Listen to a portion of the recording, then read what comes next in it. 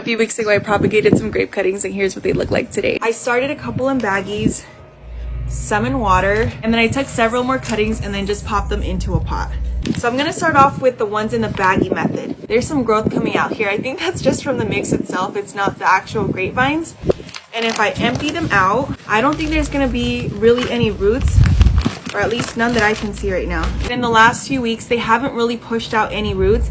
And I think a huge reason for that was the fact that I didn't close up this baggie. Whenever I started them, I left it open, which meant that it was able to dry out a lot faster. So I was inconsistent with the watering because it would dry out and then I would go in and water it.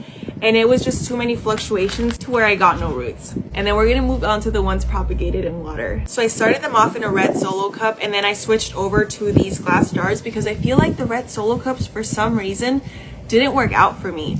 I thought they would work better because they would block out some of the light. Therefore, there wouldn't be as much algae growth on the cuttings themselves. But for some reason, the water just kept getting more murky and I was switching it out a lot more often. Then I switched over to these glass jars, which are really just pickle jars. See, my husband always tells me, you don't need that many jars. Yes, I do. I'm propagating stuff. Here's the first Thompson's green grapevine. And there's one root coming out right here.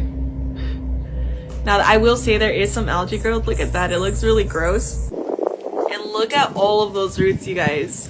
Isn't that insane? And then we have this pot. So not all of this green growth is part of the grapevines. A lot of this is just melon seeds that were inside of my compost. So I'm actually going to try and dump this out. I don't want to cut the pot open because I can still use it for something else. Oh my gosh, you guys.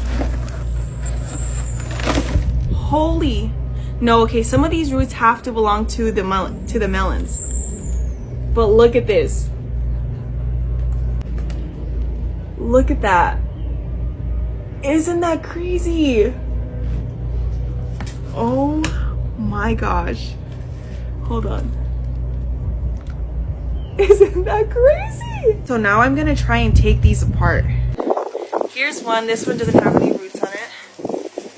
So it's not all of them that were successful, it's just a couple. Look at these. Isn't that crazy? And I wasn't even going to propagate these. I did it just because I had a bunch of cuttings and I wanted to see if it would work. Just popping them in a pot and they look beautiful. Oh my gosh. Look at that. In this pot I had 8 successful grape cuttings that made it and about 11 of them that didn't make it.